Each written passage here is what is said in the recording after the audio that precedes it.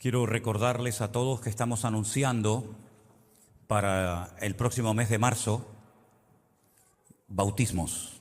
Si hay alguna persona entre nosotros que ya lleva algún tiempo, que leyendo la Biblia te has dado cuenta por ti misma que tienes que poner en práctica en tu vida este mandamiento que el Señor nos ordenó, pues te hablas conmigo o también con Anderson se pueden hablar, y para el mes de marzo queremos organizar este culto de bautismos. Siempre lo hacemos juntos con los hermanos de la Iglesia del Puerto de la Cruz. Nos juntamos un día entre semana, generalmente sábado, un domingo, y lo hacemos juntos, Así que tengan presente este anuncio. Quiero dar también la bienvenida a Raúl, que ha estado un tiempo en Alicante y que ha venido hace ya unos días. Le damos un aplauso de bienvenida a Raúl a casa. Dios te bendiga. Bienvenido. Gloria a Dios. Y a todos ustedes, que el Señor les bendiga. Una vez más, muchas personas, muchos hermanos se han quedado fuera. No han podido venir hoy al culto. Ya pasó el domingo pasado y viene pasando todas las semanas debido al tema del aforo. Y eso que hoy hemos hecho una excepción y hemos metido un poquito más de la cuenta. Pero parece ser que hay buenas noticias. Parece ser que ya para el día 22 pasamos a la fase número 1 y ya el aforo se amplía mucho más. Así es que bueno, gracias a los que han sido fieles, gracias también a los que se han resignado al hecho de que a veces no podías venir a la iglesia. Esto es increíble, Toda la vida orando para que podamos traer gente nueva a la iglesia, para que la gente pierda el miedo de venir a una congregación como esta, y ahora resulta que le tenemos que decir, no, ahora no puede. Ahora que quieren, ahora no puede. ¿Qué te parece? Pero bueno, estamos orando, de hecho estamos creyendo que dentro de poco vamos a poder juntar a muchos más hermanos, y mientras tanto valoramos y apreciamos el hecho de poder tener una vez más, un domingo, esta oportunidad de poder estar juntos en este lugar. Amén, hermanos. Dios les bendiga a todos. Vamos a orar y poner este tiempo para compartir la palabra de Dios en las manos del Señor. Este es el momento para oír atentamente lo que Dios tiene que enseñarnos. Podemos estar toda la vida hablando de Dios y de su palabra y siempre habrá algo que decir nuevo, siempre. Esa es la maravilla de la Biblia, que nunca nos cansaremos de leerla y de compartirla. Y por muchos mensajes que hayas oído y por muchos mensajes que yo haya dado, siempre el Señor habla a través de su palabra cuando queremos que Él nos hable. Cuando tenemos el corazón abierto y tenemos una buena actitud, el Señor siempre va a traer palabra a tu vida. Señor, te damos muchísimas gracias en esta tarde por esta oportunidad que nos das y privilegio de volver a estar reunidos en torno a tu presencia y en torno a tu palabra. Pedimos, Señor, que este tiempo en el que vamos a hablar de ella, tú nos abras la mente, el corazón, para que podamos estar atentos a lo que el Espíritu Santo hoy le dice a su iglesia. También oramos por los hermanos que están en casa, que no han podido venir, y otros hermanos que desde muchas partes del mundo están ahora atentos a escuchar y a recibir tu palabra. Que tu bendición nos alcance a todos y que tu Espíritu Santo haga una obra en nuestras vidas y que tú seas el único que te lleves toda la gloria y toda la honra en el nombre de Jesús. ¿Cuántos dicen amén? Amén. Gloria a Dios. El tema del cual quiero hablar en esta tarde es un tema que nos concierne a todos. Porque a lo largo de nuestra vida vamos a encontrarnos probablemente en muchas ocasiones en situaciones en las que vamos a tener que perdonar a alguien por algo que nos dijo, por algo que nos hizo, y al mismo tiempo vamos a tener que pedir perdón siempre a alguien, porque ninguno de los que estamos aquí, creo yo, somos perfectos, y en algún momento tendremos que pedirle perdón a algún hermano, a la esposa, al marido, a algún amigo o a quien sea. Por eso digo que es un tema que nos concierne a todos y no es algo opcional. El tema del perdón, este es el tema, no es algo que Dios propone a la iglesia. Dice, bueno, reúnanse un día, hagan una especie de asamblea, una especie de votación a ver si gana el tema del perdón o lo dejamos aparcado para otro día. No es una sugerencia, no es una propuesta, es una orden. Es una orden, es un imperativo de parte del Señor. No es que, bueno, es que no siento perdonar. Es que esto no tiene nada que ver con los sentimientos. Yo sé que hay muchos cristianos que lamentablemente se dejan llevar mucho por sus sentimientos, por sus emociones. Cuando sienten al orar, oran una barbaridad. Cuando no sienten, no oran nada. Cuando algo les pasa ahí adentro y les entra ganas de venir a la iglesia, vienen y después se pegan meses sin venir. Ahora tengo unas ganas tremendas de servir al Señor, mañana ninguna, ahora leo la Biblia, pasado la dejo. Es que la vida cristiana tú no la puedes basar en tus emociones, porque son cambiantes. Los sentimientos son pasajeros, son como la arena del mar, que sopla el viento y hoy está aquí, mañana está allá. La vida cristiana se vive en obediencia constante y permanente a Dios, a su palabra. Sienta o no sienta. ¿Cuántas veces he tenido que predicar con dolor de cabeza? Y mi carne me dice, quédate en casa, dile a Anderson o a cualquier hermano que comparta la palabra, porque hoy te duele un montón la cabeza. Y te pones a predicar y se te va el dolor de cabeza y después te pregunta tu mujer o alguien que sabía que te dolía la cabeza, oye, ¿cómo va la cabeza? Y, ay, mira, ni me acuerdo. La vida cristiana no son emociones, no son sentimientos, ¿sabes?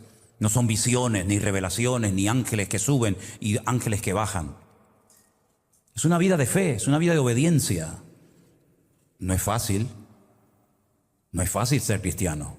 Un buen cristiano, quiero decir. Cristianos del montón, hay todos los que quieras.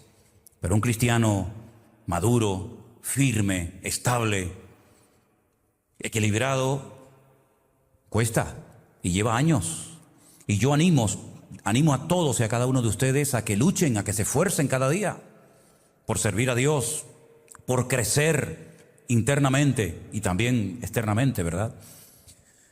Claro, Dios nos ha creado con la capacidad de emocionarnos, con la capacidad de imaginarnos cosas, con la capacidad de tener sentimientos, pero a la hora de planificar y de organizar tu vida cristiana no puedes edificar sobre sentimientos, sobre emociones, porque un día estarás arriba y otro día estarás abajo. Y la vida cristiana es muy larga. No es venir a la iglesia un par de meses, un par de semanas. No, es una carrera de maratón, ¿sabes? Y todavía queda mucho camino por recorrer. Y si Dios lo permite, muchos años. Y por eso tenemos que basar todas nuestras decisiones y nuestra fe y nuestra vida cristiana en una relación sólida y estable que no depende de mi estado de ánimo, que no depende de cómo me siento, sino depende de quién soy y qué tengo en Dios. ¿Cuántos dicen amén? Vamos a ir, por favor, a Mateo capítulo 18. Es la misma porción que se ha leído en esta tarde. Si habéis prestado atención, es una historia que cuenta Jesús para enfatizar la importancia del perdón. Perdón que recibimos de Dios y perdón que tenemos que aplicar a la gente que en un momento determinado nos puede ofender. Pues dice Mateo capítulo 18 que el reino de los cielos, otra vez la típica frase, el reino de los cielos es semejante a, ¿verdad? Un rey que quiso hacer cuentas con sus siervos. Y comenzando a hacer cuentas, le fue presentado uno que le debía 10,000 talentos. Un talento, para que te hagas una idea, son aproximadamente 45 kilos. Así que ya sabes lo que es. 10,000 talentos multiplicas por 45 y es una fortuna incalculable. Es algo imposible de pagar. Es como si mañana te llega una carta del banco o de Hacienda o del gobierno y te dice, usted tiene una deuda acumulada de tantos cientos y miles de euros. Y por mucho que llores y patalees y te lleve las manos a la cabeza, tú nunca vas a poder pagar esa deuda. Ni siquiera los intereses. Pues esto es lo que le pasaba a este hombre de la parábola. Una deuda que se había ido acumulando y acumulando con el paso del tiempo, y aquello era imposible de pagar, totalmente. Entonces aquel siervo postrado le suplicaba diciendo, Señor, ten misericordia conmigo y yo te lo pagaré todo. Eso no se lo cree ni él. Eso no hay quien lo pague. Pero él le dice, ten misericordia de mí. El señor de aquel siervo, movido a misericordia, le soltó y le perdonó toda la deuda. Gloria a Dios, qué alivio si mañana te llega del banco o de Hacienda o a quien le debas dinero, todas sus deudas han sido canceladas. Usted no le debe absolutamente ni un centavo a nadie. ¿A cuánto le gustaría recibir esa carta mañana? Ahí va unos cuantos, ¿eh? Bueno, sale de la audiencia del rey contento, feliz, ya no le debo nada al rey, ya soy libre, puedo dormir en paz. Bueno, vamos a ver cómo reaccionó este hombre. Entonces su consiervo, postrándose a sus pies, le rogaba diciendo: ten paciencia. Pero saliendo aquel siervo halló a uno de sus consiervos que le debía 100 denarios, nada. 10,000 le debía aquel talentos, y este le debe 100 denarios, nada, una minudencia. Y haciendo de él, le ahogaba diciendo: págame lo que me debes. Entonces su consiervo, postrado a sus pies, le rogaba diciendo: escuchen, le dice exactamente las mismas palabras que él le acaba de decir al rey: ten paciencia conmigo y yo te lo pagaré todo. Exactamente igual, como si se hubieran copiado el uno del otro. Ten paciencia, yo te lo voy a pagar. No me niego a pagarte, pero tienes que darme tiempo. Tienes que tener paciencia conmigo. Mas él no quiso. No quiso tener paciencia ni misericordia, sino que fue y le echó en la cárcel. Le destruyó la vida a este hombre. Le destruyó la vida para siempre, hasta que pagase la deuda. Viendo sus consiervos lo que pasaba, se entristecieron mucho y fueron y le refirieron a su señor todo lo que había pasado. Entonces, llamándole su señor, le dijo: siervo malvado eres. Toda aquella deuda te perdoné porque me rogaste. ¿No debías tú también tener misericordia con tu consiervo, como yo tuve misericordia de ti? Actúa con los demás exactamente igual que yo actué contigo, ¿verdad? Tratar a los demás como Dios nos ha tratado a nosotros.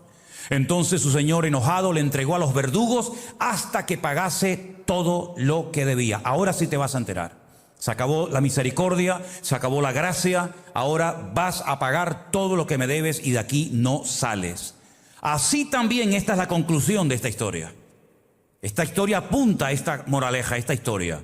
Así también mi Padre Celestial hará con vosotros si no perdonáis de todo corazón a cada uno, a su hermano, sus ofensas. Interesante historia, ¿verdad? La hemos leído hoy 2 veces para recalcar la importancia de no tener problemas a la hora de pedir perdón o a la hora de perdonar a alguien. Y repito, esto es algo que tarde o temprano, si no es hoy, será mañana, y si no, más adelante, tarde o temprano, todos y cada uno de nosotros tendremos que perdonar a alguien, o tendremos que pedirle perdón a alguien. Y este mensaje, atesóralo, guárdalo en tu corazón, porque cuando llegue el momento, tienes que ponerlo en práctica. Porque este no es un mensaje para hacerles reír. Este no es un mensaje que he preparado y estoy dándole a ustedes esta tarde porque no tengo otra cosa que hacer en la vida que venir aquí a entretenerle a usted. Este es un mensaje que viene de parte de Dios y tiene una base y un fundamento bíblico. Porque la vida es muy larga y por muy cristianos que seamos, por muy pastores que seamos y por mucho tiempo que llevemos en los caminos del Señor, tarde o temprano ocurrirán situaciones en nuestra vida, a veces entre hermanos, en los que tendremos que sentarnos y hablar y arreglar las cosas y perdonarnos o pedirle perdón a alguien. Y espero que cuando llegue ese momento no te cueste, sino que hayas aprendido la lección y te recuerdes todo lo que hoy vamos a estar aquí compartiendo a partir de este momento. La palabra perdonar, si os dais cuenta al principio, tiene un prefijo, per. Y ese prefijo indica una acción completa y total. ¿Qué significa esto? El perdón bíblico, el perdón de la Biblia, el perdón real, no es un perdón de, bueno, te perdono una parte y mañana seguimos hablando. O perdonas o no perdonas. O lo haces bien o mejor no hagas nada. Pero también tiene que ver con la palabra donare, que significa regalar. El perdón no se gana. La gente no tiene que agradarnos, hacernos regalos o tratarnos bien o portarse bien con nosotros para decir, bueno, a ti sí te perdono porque me haces la pelota y a ti no te perdono porque me caes mal. Una persona que actúa así no ha entendido el evangelio, no ha entendido nada. El perdón no es selectivo, a ti sí y a ti no. Ahora sí y mañana no. El perdón tiene que ser total y completo, y si no, mejor que no lo hagas. Mejor ora, busca a Dios, que te hable, siéntense, hablen y tomen decisiones, pero el perdón no es parcial, es total y absoluto, exactamente igual que el perdón que Dios aplicó a nuestra vida. ¿Cuántos pecados te ha perdonado a ti Dios? El día que le pediste perdón, el día que alguien te predicó el Evangelio, el día que te quisiste convertir a Cristo y le pediste perdón por toda la basura y por todos los pecados que habíamos cometido y los errores y todas las barbaridades que hicimos antes de conocerle a Él, ese día, ¿cuántos pecados te perdonó Dios? ¿Una parte? ¿La mitad? ¿3/4 partes? ¿1? Los perdonó todos, absolutamente todos. No dijo, bueno, mañana vente y arreglamos aquello del año pasado. Y dentro de 15 días, vete preparándote, que tenemos que arreglar aquello que pasó en aquella situación. Dios no actúa así. Dios perdona totalmente, no perdona a plazos, perdona completamente a la persona. Pero Él además tiene una característica que ninguno de nosotros tenemos, y es que Él perdona y olvida. Y usted dirá, pero ¿no es bueno olvidar? Algunas cosas sí y otras no. Me explico. Si alguien te hace algo y te ofende, si alguien te insultó, si alguien te humilló, si alguien te trató mal y te pide perdón y tú lo perdonas, tú cuando quieras podrás recordar la ofensa, la palabra que te hizo. No se produce una amnesia. No es que yo perdono y ya nunca más me acuerdo de lo que tú me hiciste. No, yo cuando quiera lo recuerdo cuando quiera. Lo que pasa es que ese recuerdo no me domina. Ese recuerdo no me quita el sueño.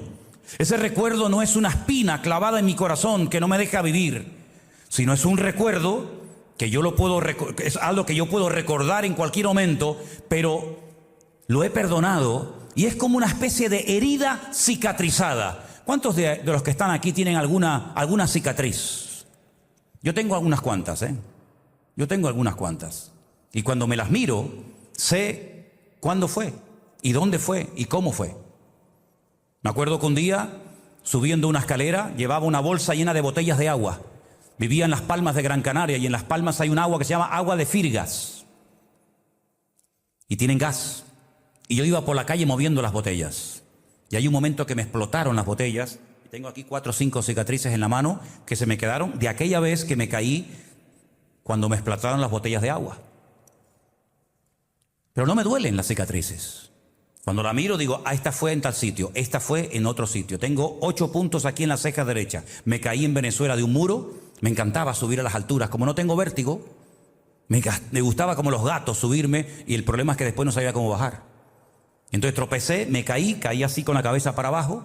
Si hubiera sido una cabra me hubiera partido un cuerno y me tuvieron que dar 8 puntos en la ceja. Al poco tiempo me volví a caer y me dieron otros puntos en la misma ceja. Y tengo una cicatriz. No me duele, pero cuando quiera la puedo ver y puedo recordar cuándo y dónde fue. Y lo que me hizo llorar y lo que sufrí. Y eso es lo que ocurre cuando tú perdonas a una persona.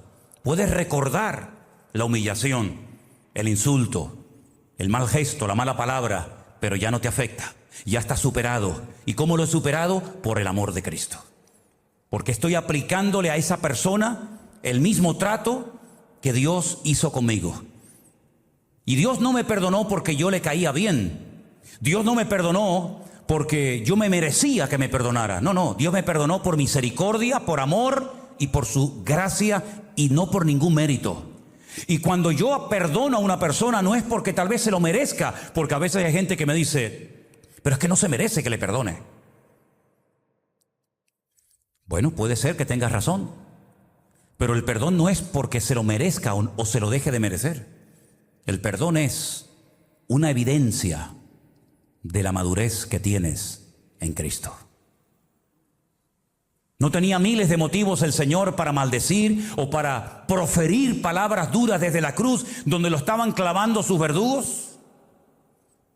Yo a veces cuando veo algunas cruces, de verdad que no sé si echarme a reír o a llorar porque las adornan, las ponen tan bonitas y la cruz era un lugar de tragedia, de dolor, de humillación, de vergüenza, de tortura. Y en aquella cruz lo estaban crucificando, burlándose de Él hasta el último momento.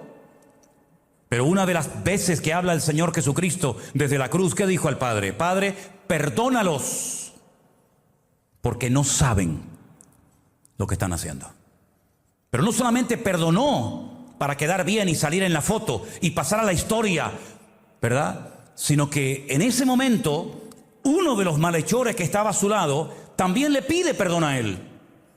Y le podía haber dicho, ahora pides perdón, ahora te acuerdas de Dios, has hecho una vida de un desorden total y absoluto, y ahora que sabes que vas a morir y a presentarte ante mi Padre, a rendirle cuenta, ahora te arrepientes, ahora me buscas, pues ahora ahí te quedas. El Señor que le dijo, hoy estarás conmigo en el paraíso. El paraíso, lo que perdió Adán y Eva, la vida eterna, el lugar más hermoso en la presencia del Señor, se lo dio gratuitamente a una persona porque de verdad, de todo corazón se arrepintió y le pidió perdón al Señor. ¿Cuántos dicen amén? El perdón es algo que marca una diferencia, ¿sabe? El perdón tiene un poder que libera la bendición como ni te imaginas. Hay personas que están amargadas, que no viven, que lo pasan mal, que no duermen, que no descansan y transmiten su dolor y su amargura a sus hijos y a sus nietos. Y cuando indagas y hablas con esa persona, lo que tiene es un dolor, una herida, que aunque le haya pasado eso hace 20 años o más, todavía lo recuerdan como si hubiera sido hace media hora. Y están amargados y enferman. Y hay gente que está enferma del alma, porque se enfatiza mucho las enfermedades, ¿verdad?, de la mente y las enfermedades del cuerpo. Pero la Biblia habla mucho de las enfermedades del alma. Y hay gente que cuando los miras a la cara dice, este está enfermo de su alma.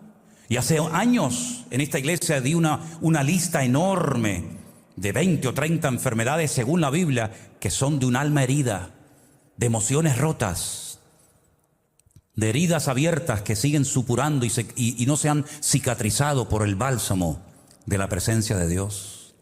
Por eso yo digo que el perdón es liberador. Te quitas un peso de encima impresionante, aunque no se lo merezca la persona. Y a veces no hace falta ni que venga a pedirte perdón, sino ya en tu corazón tú ya le has perdonado. Venga o no venga. Venga con una sonrisa sarcástica en su rostro o venga realmente humillado, te da igual. Tú no dependes de la reacción del otro, sino tú dependes de tu relación con Dios. Tú no puedes edificar tu presente y tu futuro en base a cómo te traten los demás. Si esa persona sigue maltratándote, sigue humillándote, sigue criticándote, sigue calumniándote, allá él. Ese no es mi problema. Como dijo alguien, no podemos evitar que los pájaros vuelen por encima de nuestras cabezas. ¿Quién puede evitar eso? Nadie. Pero sí podemos evitar que te haga un nido en la cabeza, ¿sí o no? No podemos evitar que le caigamos mal a alguien. ¿Qué te crees? ¿Que le caemos bien a todo el mundo? ¿Qué te crees? Que todos los mensajitos que recibo por WhatsApp, por Facebook, por internet, todos son, ay hermano, ay. No, hay de todo, ¿eh? Hay de todo y además está repartido. A veces le toca a una, a veces le toca al otro, a veces me toca a mí. No podemos evitar que la gente te hable, te critique, te cuestione, pero yo sí puedo evitar que lo que los demás hagan o me digan me afecte. Y a mí lo único que me tiene que mantener firme no es ni el aplauso ni el respaldo de la gente, sino yo dependo solamente de mi comunión con el Señor. Y eso lleva años aprenderlo, porque no nacemos. Por lo menos a mí me costaba muchísimo de niño, no digo el perdonar, pero el llevarme bien con los demás, porque siempre fui un peleón y así era, sinceramente, créame.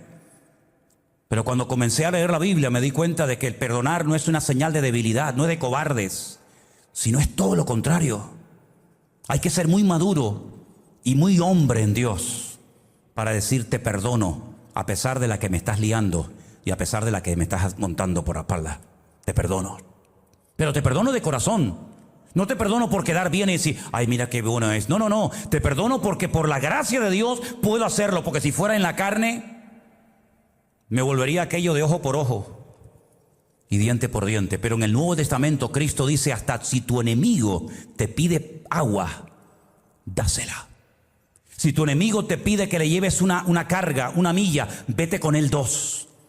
Y así de esa manera le demostrarás que no eres un cristiano de teorías, sino un cristiano que ha entendido el Evangelio y ha experimentado en carne propia el amor de Dios. ¿Cuántos dicen amén?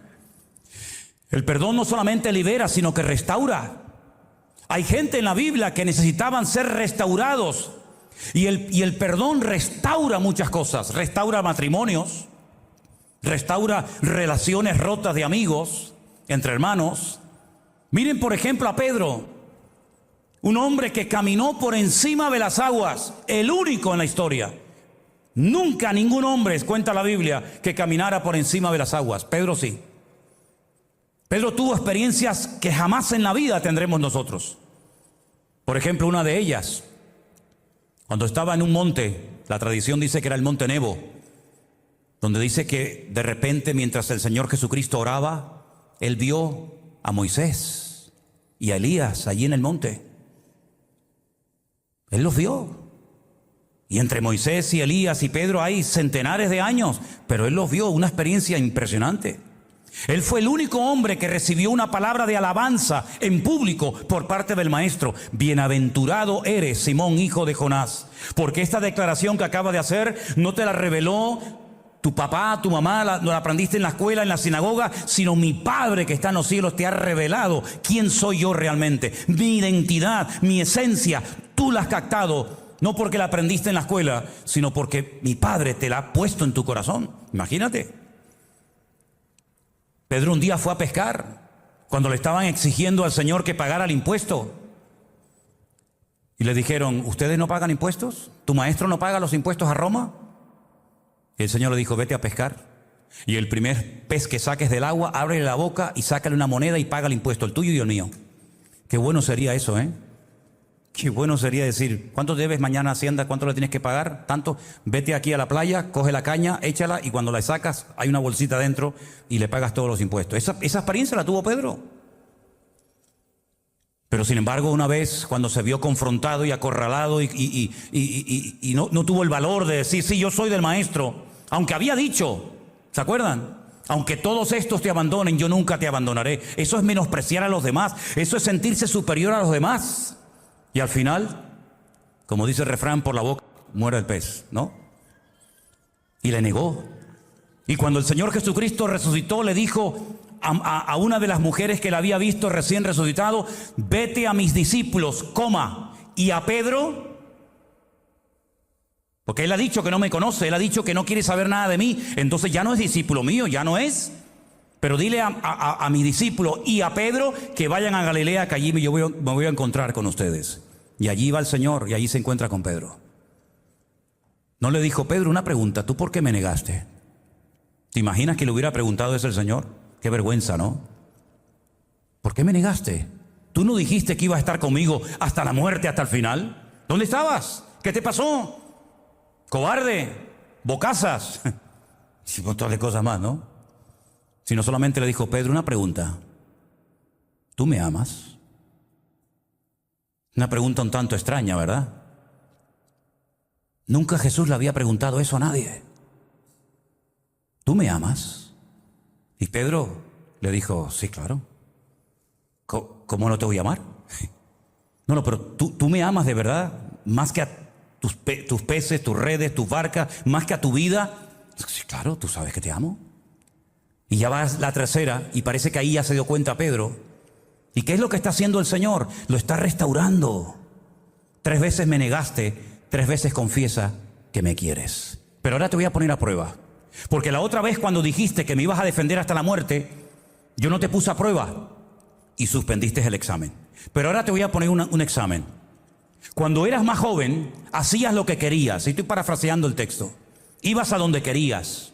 Cuando seas viejo extenderás tus manos y te ceñirá otro e irás a donde no quieras. Y dice el versículo siguiente en Juan 21, y esto dijo el Señor dando a entender con qué tipo de muerte había de glorificar a Dios. El único hombre del Nuevo Testamento que sabía cómo iba a morir.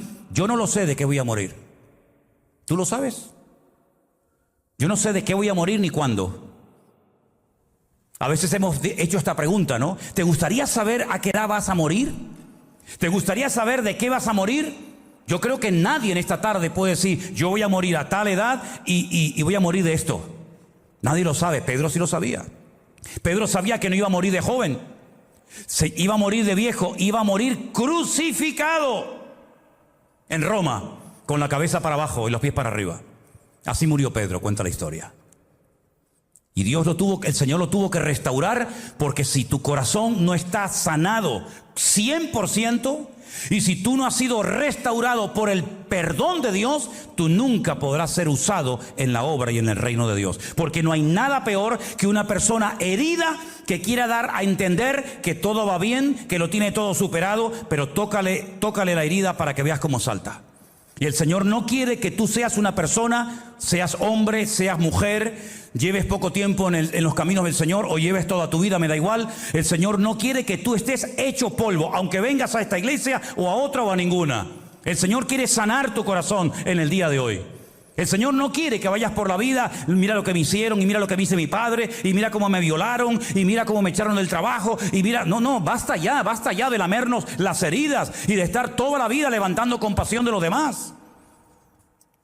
El Señor te entiende y sabe y conoce tu corazón roto y dolorido, y Él es el único, escúchalo bien, el único que puede arreglarlo y ponerlo en orden, porque el poder de Dios te libera y el poder de Dios te restaura el corazón. ¿Cuántos dicen amén? Hay muchísimos ejemplos en la Biblia. Yo empecé a buscar ejemplos en la Biblia de personas que tuvieron que ser perdonadas o tuvieron que aplicar el perdón, y me quedé sorprendido. Yo dije, Señor, si empiezo a hablar de todo esto, el mensaje va a durar 5 horas. Y yo estoy seguro que ustedes no van a tener 5 horas para estar aquí escuchando un mensaje. Entonces lo tengo que resumir. Entonces cuando yo vea que empiecen a levantarse y a marcharse de uno en uno, de dos en dos, en tres en cuatro, ya me daré cuenta de que ya están cansados y tengo que cortar. ¿Ustedes se acuerdan de un joven llamado José? Las cosas que ocurren en la adolescencia, en la infancia, en la juventud, no se olvidan nunca. Y el dolor más grande que experimentó José, lo experimentó no de grande, no de viejo, sino de muchacho, de joven. Y no es que vinieron personas malas, no es que vino un ejército, invadió el país y lo hirió y se lo llevó como esclavo. No. Su propia familia lo traicionó. Yo no sé si aquí hay alguien que pueda decir, pues a mí me traicionaron mis hermanos, mi familia, mi padre, mi madre, mi primo, o quien sea, me da igual. Los peores enemigos de José no eran los de afuera, eran los de casa. Sus hermanos le tenían envidia. Claro, es que mucha gente cuando tiene envidia y celos se convierte en gente peligrosa. Como he dicho en uno de los devocionales de esta semana pasada. Como Saúl, ¿verdad? La envidia, no lo podían soportar, no podían verlo. Se ponían incómodos, se ponían inquietos porque veían que Dios estaba con él. Y además su padre, para diferenciarlo del resto de los hermanos, le puso una túnica, una ropa de colores. Fíjate tú, que eso das el cante en cualquier lugar donde vayas. Y decía, ahí viene el soñador, con otro sueñecito más. Y no se le ocurría otra cosa a José que decir, yo he visto un sueño donde vi un día al sol, a la luna y a las estrellas que se postraban delante de mí. Y hasta el padre se enoja con él y le dice, pero hijo, ¿qué estás diciendo? Tú estás diciéndonos que yo, el sol, tu padre y tu madre y tus hermanos nos vamos a postrar delante de ti, que eres el más pequeño de la casa. ¿Pero esto qué es? Y dice que aquellas cosas Jacob las guardaba en su corazón porque eran sueños proféticos que iban a tener un cumplimiento, pero en el tiempo, no instantáneamente. Y aquellas cosas ponían nervioso a sus hermanos. Y la verdad es que lo que querían era matarlo. Esa es la verdad. Lean ustedes la historia de José en el libro del Génesis. Y el plan era matar a José. Pero gracias a Dios que intervino un hermano y le dijo, no lo matemos. Esto es muy fuerte. Vamos a meterlo en un pozo. Claro, en un pozo sin agua, con barro, con lodo en el fondo, te vas hundiendo. Y el muchacho gritaba y clamaba, desesperado, muerto de miedo. Y los que estaban fuera ni se inmutaban, insensibles totalmente ante el dolor ajeno. Les daba igual que su hermano estuviera muerto de miedo. Y estuvo allí horas y horas y horas metido en aquel pozo. Y al final dijeron, bueno, vamos a hacer algo. Vamos a sacarle la túnica. Vamos a matar a un cabrito, la empapamos de sangre y cuando nuestro padre pregunte, ¿dónde está José? Yo mandé a vuestro hermano. ¿Saben cuántos kilómetros caminó José desde la casa de su padre hasta Siquén, donde estaban sus hermanos? Casi 70 kilómetros caminando. Ahora, ¿cómo le vamos a decir a papá que José está muerto? Pues fueron capaces de engañar al viejo. Y no tuvieron remordimiento de conciencia durante 20 años. Le mantuvieron la mentira al padre. Y el padre estaba roto, hecho pedazos. El padre estaba destrozado porque era su niño bonito, era el pequeñín de la casa, era su hijo amado, ¿verdad? Y entonces lo que hacen a José, lo venden como esclavo a una caravana que venía, que compraban esclavos, y esa caravana, si se dan cuenta, se la vende a otra, y al final llega José a Egipto sin conocer el idioma, en otro país. De la noche a la mañana pasa de ser un niño mimado, un niño que lo tenía todo, a ser un esclavo en la casa de un egipcio, que vete tú a saber cómo lo trataba al principio. Sí, porque es muy bonita leer la historia de José según va transcurriendo, pero yo me imagino que al principio lo tratarían al trancazo, como a cualquier esclavo. Y encima después hasta cae en la cárcel y lo acusan de una cosa que no ha hecho. Bueno, de verdad que humanamente hablando es para desesperarte y decir, como yo algún día tranque a estos, se van a enterar. Porque me han destrozado la vida. Claro, es muy bonito leer la historia y ver el reencuentro, ¿verdad? Del padre y del hijo, cómo se encontraron, sí, pero él no sabía nada. Pero hay algo muy bonito que destaca en todo esto, y es que la Biblia dice que Dios siempre estuvo con José. En los peores momentos, el Señor siempre estuvo con él. Y hay algo que a mí me fascina de este muchacho, y es que él guardó su corazón. Porque cuando ya se produce el reencuentro, que tuvo que ser espectacular. A mí siempre he pensado cómo me hubiese gustado a mí ver la cara de Jacob cuando abraza a su hijo José después de largos años de pensar que está muerto, y al final resulta que le cuentan la verdad y José no estaba muerto, José estaba vivo, y no solamente vivo, sino próspero, bendecido y un hombre tremendamente poderoso en Egipto y en el mundo entero. Tuvo que ser un encuentro realmente espectacular, como espectacular tuvo que ser el encuentro de un hijo recién resucitado, todavía con sus heridas abiertas, que se presenta delante del Padre y le dice: Padre, he hecho todo lo que tú me mandaste, aquí estoy. Y la Biblia nos enseña que cuando Jacob con 147 años muere, y Jacob ha pedido que lo entierren en Canaán, allí se va todo el séquito, se va José, se van sus hermanos, y cuando vuelven de enterrar al viejo, se paran en el camino al lado de un pozo. ¿Sabes qué pozo era? Te lo imaginas ya, ¿verdad? ¿Sabes qué pozo era, no? Me imagino que José se paró al lado del pozo, miró así, y habrán dicho los hermanos: madre mía la que se nos viene encima. En este pozo metimos a nuestro hermano hace 22 años. No le echamos una mano, nos reíamos de él, nos pidió misericordia y no la tuvimos. Y ahora nuestra vida está en las manos de nuestro hermano, porque es el hombre después del faraón más poderoso de la tierra. Con un chasquido de dedos nos machaca a todos. Y José mira la cara de sus hermanos y les dice: no tengan miedo, tranquilos. No fueron ustedes los que me vendieron a Egipto. Fue mi Dios el que me trajo aquí para salvarles a ustedes. Así que tranquilos. Y se dieron un abrazo y fue algo realmente espectacular. ¿Quién hace eso? Solamente una persona madura que conoce el corazón de Dios y que con el perdón y la misericordia con la que ha sido tratado es capaz de comportarse con misericordia y con perdón con sus hermanos. ¿Cuántos dicen amén? Es una historia realmente espectacular, y se restauran relaciones y la familia vuelve a estar unida, y José ve los sueños cumplidos y ve todo aquello que soñó cuando era joven, lo vio cumplido. Pero la llave que iba a hacer que José se mantuviera en el trono bendecido y con la paz en su corazón fue que guardó su corazón del odio, del resentimiento y de la amargura. Y cuando llegó el momento de demostrar su verdadera madurez, no delante de Dios, que ya se suponía, sino delante del hombre, Él fue capaz de perdonar, porque un verdadero cristiano no se demuestra en la iglesia, sino se demuestra ante la adversidad, ante la lucha. Y cuando llega el momento de decir te perdono, ahí se demuestra si realmente es Cristo el que está viviendo en ti o todavía queda mucha carne viva ahí adentro de ese corazón. Tremendo, ¿verdad? Su papá, cuando él era niño, hizo algo que a José se le quedó grabado. Yo tengo esa impresión y tengo ese convencimiento. Su papá, Jacob, aquel que estaba peleando desde el vientre de su madre, agarrándole del calcañar a su hermano gemelo Esaú, dice la Biblia que le compró la primogenitura a su tío, a su hermano Esaú.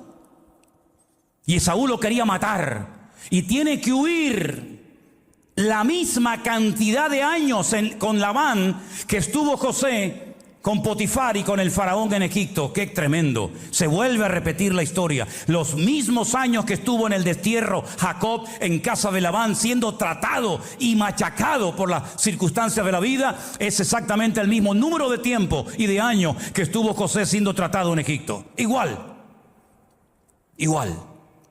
Pero hay un momento en el que Jacob decide volver a la casa y él sabe que Esaú está vivo. Él sabe que Esaú lo odia. Y él sabe que llegará el momento, tarde o temprano, en el que tendrán que arreglar las situaciones. ¿Qué es lo que hace Jacob? Muerto de miedo, divide a toda su familia en varios campamentos. Es tremendo esto, ¿eh? Dice, bueno, hago un campamento delante, después pongo a unos cuantos kilómetros el segundo y yo voy en el tercero.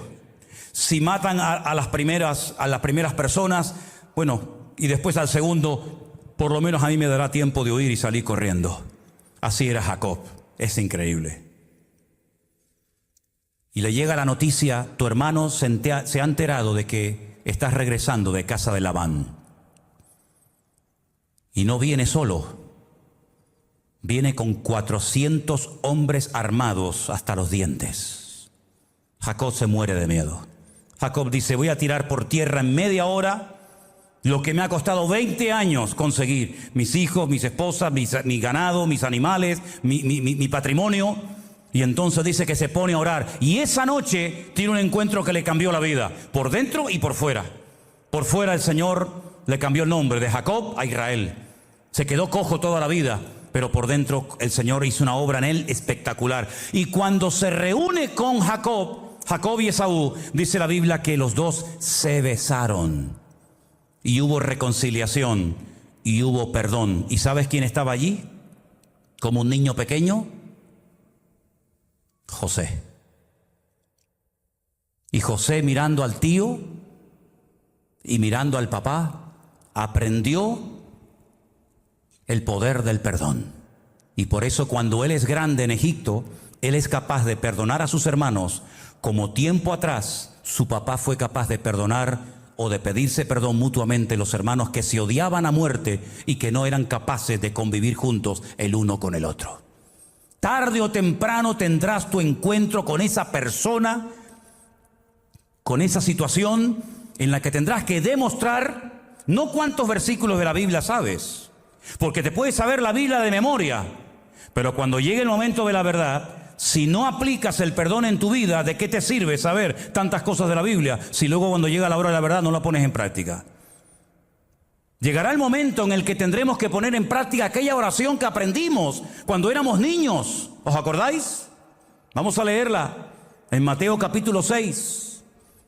En Mateo capítulo 6, cuando el Señor Jesucristo está hablando del poder de la oración, Él dice en la famosa oración del Padre Nuestro, y perdónanos nuestras deudas, como también nosotros perdonamos a nuestros deudores. ¿Dónde estaba eso? ¿O dónde está? En el famoso Padre Nuestro, ¿sí o no? Yo me crié toda mi vida en colegios de curas, en los maristas en Venezuela y en los salesianos en España. Y me sabía el Padre Nuestro de memoria porque me obligaban a dirigir el rosario. Y ustedes saben las bolitas del rosario, hay algunas que tienes que rezar 10 Padre Nuestros uno detrás de otro. Y lo sé de memoria, pero hay una parte en el Padre Nuestro donde el Señor habla de el perdón. Perdónanos como también nosotros perdonamos a nuestros deudores. había una celebración histórica en Israel. Ningún pueblo en la historia de la humanidad ha tenido esta fiesta. Se llama el año de jubileo. Se celebraba cada 50 años. Había gente que vivía por lo menos un jubileo al año o en su vida, y había otros que nunca lo vivían. ¿En qué consistía el año de jubileo? Era una ley que Dios estableció en la Torá, en la ley de Moisés para el pueblo de Israel, que consistía en que cada 50 años las deudas se perdonaban. Nadie le debe nada a nadie. Los esclavos eran puestos en libertad. Las tierras, si se habían vendido, volvían a sus dueños originales. Y se empezaba de nuevo cada 50 años. ¿Te imaginas que el mundo tuviera esa ley? ¿Te imaginas que se le perdonara la deuda externa a todos los países del mundo que le deben al Fondo Monetario Internacional? Nadie le debe nada a nadie. Empezamos todo de cero. Aquí no va a suceder lo que está sucediendo ya. Es un hecho que los ricos cada vez son más ricos y los pobres cada vez son más pobres. Y hay países que ni siquiera pueden pagar los intereses de una deuda impagable que nunca podrán pagar. Y hay naciones que vendieron muchas cosas que eran de ellos, eran del Estado, y las vendieron para pagar su deuda externa. Y no solamente no pagaron la deuda externa, sino que la deuda externa se cuadruplicó más todavía que al principio. Porque hay deudas que no podemos pagar, y sobre todo la deuda que el ser humano tiene con Dios. Esa deuda es una deuda de sangre, no es una deuda de dinero, no es una deuda de que, bueno, enciendo 50 velas, me doy 30 latigazos, me dejo crucificar, me dejo torturar, voy caminando de rodillas, sabe Dios a dónde, y por fin cancelo la deuda delante de Dios. Es impagable. No podemos pagar esa deuda a Dios. Y la deuda consiste en algo que Dios estableció como una ley divina y eterna e inalterable. La paga del pecado es la muerte. Yo no inventé esa ley. Yo no creé esa ley, es una ley divina. Dios dijo, el que peca muere, por dentro y por fuera, espiritualmente hablando y físicamente. Es así. Y cada vez que veas un coche fúnebre, cada vez que veas en televisión, ha muerto no sé cuánta gente. La muerte no existía cuando Dios creó el universo. Cuando Dios puso a los primeros hombres, a la primera pareja en el jardín del Edén, no existía la muerte, ni la física, ni la espiritual. Entonces iban a vivir siempre, sí. ¿Y dónde iban a caber? Yo qué sé. Pero el hombre no iba a morir. Dios creó un ser eterno porque Él es un Dios eterno. Y Dios reprodujo en el hombre su esencia. Yo soy eterno, tú serás eterno. No hay limitaciones de espacio, de tiempo, tú tampoco. Porque es como una reproducción de Dios en el hombre. Como un prototipo de Dios. Viendo al hombre, te hacías una imagen de cómo es Dios. Viendo una moneda, la cara del César, sabías cómo era el César, aunque nunca en tu vida lo conocieras. El hombre era la moneda, era la esencia, era el botón de muestra de Dios.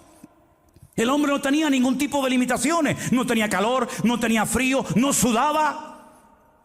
Era perfecto, dice la Biblia. Seguramente hasta podía volar. Seguramente podía estar 20 horas debajo del agua sin ahogarse. No tenía ningún tipo de limitaciones, pero el día que pecó, el día que desobedeció a Dios, el día que se desconectó de la fuente de la vida, se convirtió en un ser mortal y se dio cuenta de todas las cosas que había perdido. Pero no sabía lo que era la muerte física porque nunca la había visto. Sabía lo que era vivir fuera del jardín del Edén. Sabía lo que era el miedo, sabía lo que era la vergüenza, sabía muchas cosas, pero todavía el concepto muerte no lo entendía, porque nunca había muerto ningún ser humano. Ay, amigo, pero un día vio un charco de sangre en el campo. Y toca así, y es su hijo Abel, inerte, no se mueve. Y es ahí cuando Adán y Eva dijeron, esto es lo que Dios nos dijo que si pecábamos nos iba a suceder. Esto es la muerte. Esta es la muerte física, que yo ya sé lo que es por dentro, y esto es lo que pasa por fuera. Y a partir de ese momento, todo ser humano ha comenzado a morir. Mi abuelo murió con 106 años, y una de sus preguntas en los últimos días de su vida, manteniendo su razón perfectamente, era: ¿por qué vivo tanto? ¿Por qué no me muero? Vio morir a centenares de personas, a amigos, familiares, y él dice: ¿por qué yo no me muero? Y yo decía para mí, digo, no te preocupes, abuelo, la muerte te va a encontrar algún día. Y murió como un pajarito. El médico dijo: se le acabó la pila. No murió de ninguna enfermedad, murió de viejo, ahí acostado, pero murió. Y el que más vivió, Matusalén, también murió. Y Moisés, y Abraham, y David, y Pablo, y Pedro, y todos moriremos algún día, porque está establecido por Dios que todos los hombres mueran una vez. Unos de viejo, otros de cáncer, unos de accidente, unos de un tumor, yo qué sé, hay 20.000 formas. Es una ley inalterable. Los ricos se mueren, y los blancos, y los negros, y los evangélicos, y los satanistas, y todo el mundo se muere. Es una ley eterna. Pero mis queridos hermanos, mientras estemos en esta vida, tenemos que aprender a vivir. Y una de las mejores maneras de poder vivir en victoria y con la paz de Cristo es perdonando constantemente a todo el mundo. Porque nadie me debe nada. Si alguien me debe algo, que se lo paga Dios. A mí nadie me debe nada. Y no nos debe de costar pedir perdón, ni nos debe costar tampoco ni el perdonar, ni el pedir ser perdonado. Amén, hermanos. Cuando llegaba el año de jubileo, imagínate, los esclavos ya son libres, nadie le debía a nadie a nada. Y uno dice, pero eso no existe hoy en día. No, es verdad, no existe. Nadie le quiere perdonar las deudas a nadie. Pero para eso vino el Hijo de Dios a este mundo, para pagarle a Dios la deuda que la raza humana nunca le iba a poder pagar, porque era una deuda de sangre. Alguien tenía que ocupar el lugar del pecador. Un pecador, morir por otro pecador no tiene sentido, es una incoherencia. Tenía que venir un ser perfecto, sin pecado, sin mancha, digno, que no hubiera nunca pecado ni con el pensamiento, ni con la mirada, ni con nada. Y ese ser, ¿dónde estaba? Es el león de la tribu de Judá, la raíz de David, el verbo hecho carne, el alfa y el omega, el príncipe de paz. Vino a este mundo a morir por nosotros, y Él fue el único que pudo pagar la deuda impagable delante de Dios, con su vida y con su sangre.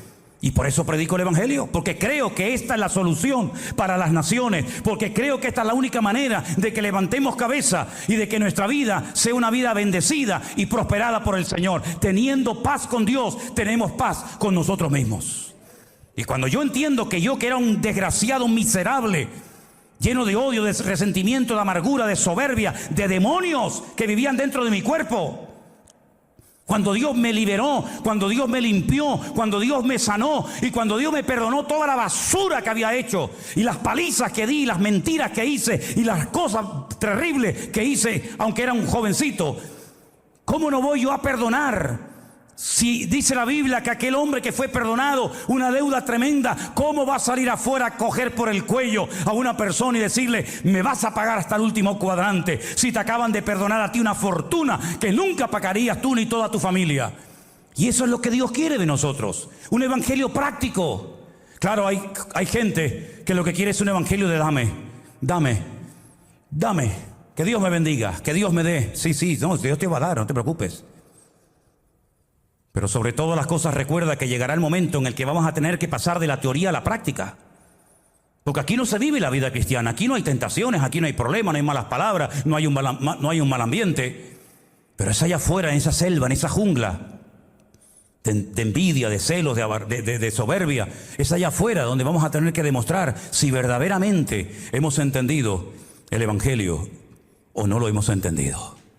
Y quiero poner un último ejemplo. Tengo docenas, aquí tengo docenas de ejemplos. Llevo toda la semana estudiando esto. Me sé de memoria todo lo que tengo que decir. Pero quiero poner un último ejemplo. Una mujer que la sorprendieron, dice la Biblia, en el mismo acto de adulterio. Te pillaron con las manos en la masa. Ay, amiga. Pero que yo sepa, para cometer adulterio hace falta dos. Si la sorprendieron, dice la Biblia, en el mismo acto de adulterio, acostándose con un hombre que no era su marido, ¿por qué no trajeron a los dos?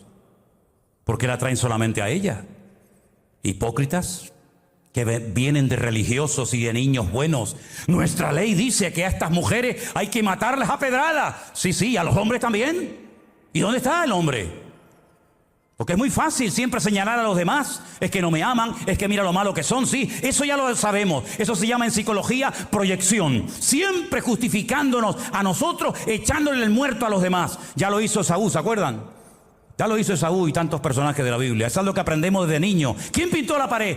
Yo no fui. No fue Juan, no, Pepito. Y no sabes quién pintó la pared. Y eso se va cultivando y se va desarrollando con el paso del tiempo y somos expertos y nos hacemos artistas de Hollywood, ¿verdad? Y siempre no, es el diablo, no, es que fue el pastor, no, es que fue mi mujer, no, es que fue el gobierno y siempre hay algo menos tú no rompes nunca un plato. Y ahora viene una mujer y le dicen, nuestra ley dice que hay que matarlas, como si Jesús no supiera la ley cuando Él la mandó a escribir. Y Jesús dijo, vale, muy bien, veo que la ley, la letra, la saben, vamos, de memoria, pero vamos a hacer algo. Vamos a profundizar en la letra, si les parece. Porque ustedes siempre están nadando por la superficie. La ley dice esto, sí, pero vamos a ir al espíritu de la letra. Que eso no lo saben hacer, yo se los voy a enseñar. Detrás de esta ley hay un principio fundamental. La ley es tan exigente porque la ley de Dios es perfecta. Y para poder cumplirla uno tiene que estar en perfección. Si tú no eres perfecto, ni se te ocurra vivir bajo la ley, porque vas a hacer el ridículo, como muchos lo están haciendo ya. Querer someterte a los designios y a las exigencias de la ley es querer decirle a Dios, yo puedo cumplir con una palabra perfecta que nadie ha podido cumplir. Así que vamos a profundizar en el espíritu de la letra. El que de vosotros esté sin pecado, porque para matar a una persona no veas cómo tienes que estar tú. El que esté de vosotros sin pecado sea el primero en arrojar la primera piedra contra ella. Y dice el Señor que el Señor se agachó y comenzó a escribir con su dedo en la tierra. Y dice en el Antiguo Testamento que todos los blasfemos y todos los pecadores y todos los que se apartan de los caminos del Señor, sus nombres serán escritos en la tierra. ¿Sabías eso? El nombre de los hijos de Dios está escrito en el libro de la vida. Y su palabra fue escrita en piedras para que el viento y la erosión del tiempo no la cambie. Pero el nombre de los pecadores sería escrito en tierra, como diciendo, después de ellos no queda nada. Y el Señor comenzó a escribir en tierra. Vete tú a saber los nombres que estaba escribiendo en tierra. Y comenzaron todos a mirar, decían, uy, ¿ese soy yo? Y el otro, mira, tú no eres Simón, mira, Simón. ¿Y tú cómo te llamas? Yo, Zacarías, mira. Escribió Zacarías. Y dice que desde el más grande hasta el más pequeño tiraban la piedra al suelo, daban media vuelta y decían, me descubrieron. Tú que estás acusando a esta, ¿sabes tú si tú fuiste el primero en acostarte con ella? ¿Sabe Dios si lo que quieres es que la matemos para que no cante y se chiva tu mujer de que te has acostado con ella? Porque como dice el refrán, muerto el perro se acaba la rabia, ¿no? Como David dijo, matemos al marido y así nadie se entera de lo que he hecho. Ya, no se enteran aquí, pero allí se han enterado de todo. Cuando ya no hay nadie, le dice el Señor, levántate, vete y no peques más. Y el Señor la perdonó. Pero el requisito que le pidió solamente el Señor a esta mujer es que vete y no vuelvas a pecar otra vez. Como también se lo dijo al paralítico de Betesda, vete, no peques más para que no te venga una cosa peor encima. Porque el único pecado que Dios no perdona, ¿sabéis cuál es? Se ha dicho tanto sobre esto, y tantos libros y tanta teología. Yo les voy a decir claramente cuál es el único pecado que Dios no perdona. El único pecado que Dios no perdona es el que no se le pide perdón a Dios. Dios no perdona al que no quiere ser perdonado. Dios no perdona al que no quiere arrepentirse. Ese es el único pecado que Dios no perdona. Al que está endurecido, arrogante, soberbio, entronizado en su ego y no quiere pedir perdón, a ese no se le perdonan sus pecados.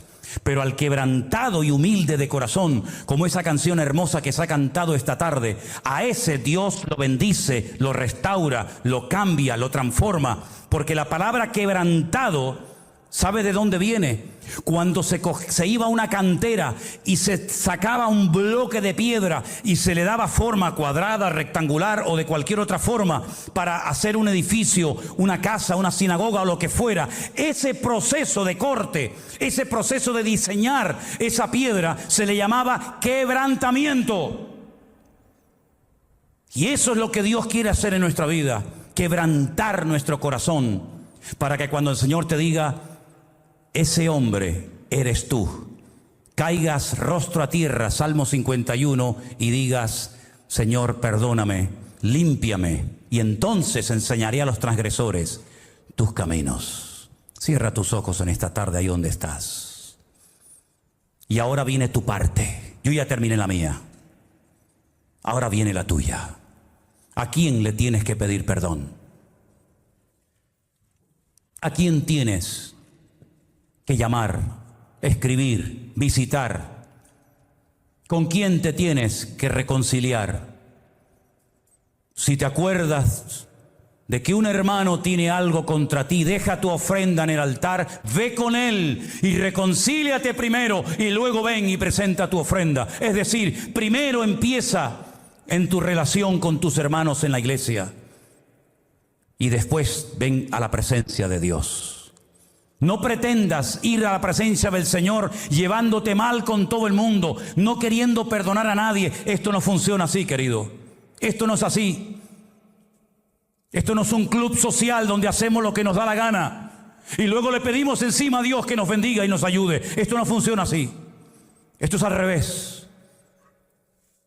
Comienza a poner una base en tu vida de perdón, de misericordia y de gracia, y entonces después venid a mí y estemos a cuenta.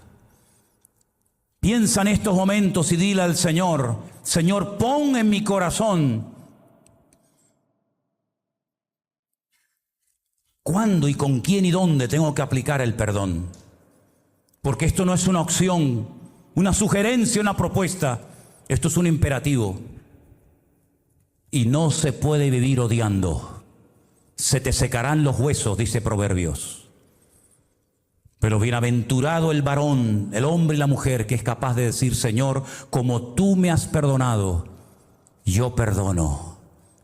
Con la misericordia con la que he sido tratado, yo trataré con misericordia a las personas, porque he entendido la esencia del Evangelio de Jesucristo. Señor, te damos gracias porque tú nos has perdonado todos y cada uno de nuestros pecados. Ayúdanos, Señor, durante estos próximos días, semanas, meses, años, a no olvidar nunca lo que hemos aprendido hoy, que el perdón es lo que marca la diferencia y lo que hace que muchas cadenas se rompan y muchas puertas se abran. Porque tú, Señor, eres un Dios de perdón y de misericordia. Gracias, Señor, por tu paciencia y por ese perdón que nos diste a través de Cristo, nuestro Señor y Salvador. A Él sea la gloria y la honra. En el nombre de Jesús. Amén.